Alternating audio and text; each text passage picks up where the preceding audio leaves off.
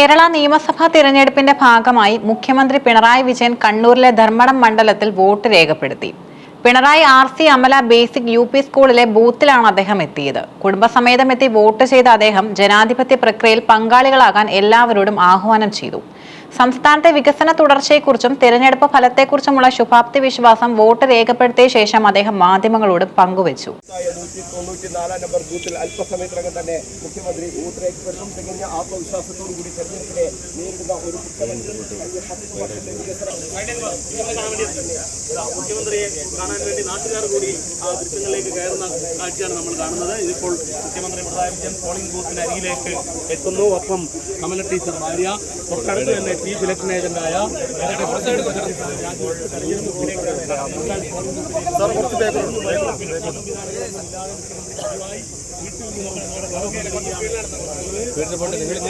വൈഡായിട്ട് പോയാൽ നന്നായിട്ട് കിട്ടും. കുറച്ചുകൂടി ബാക്കിലോട്ട് പോട്ടെ.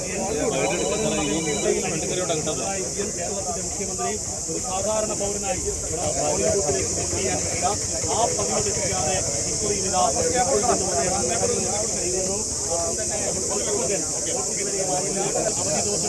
ദിവസങ്ങളിൽ പലപ്പോഴും കണ്ടതാണ്.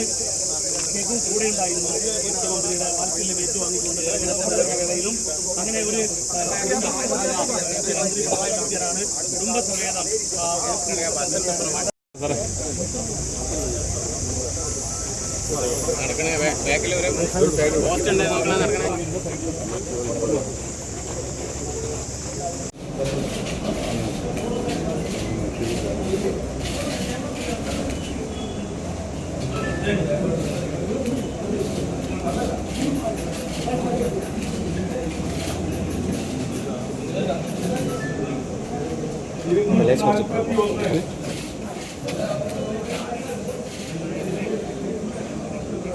പിണറായി വിജയൻ അങ്ങോട്ട്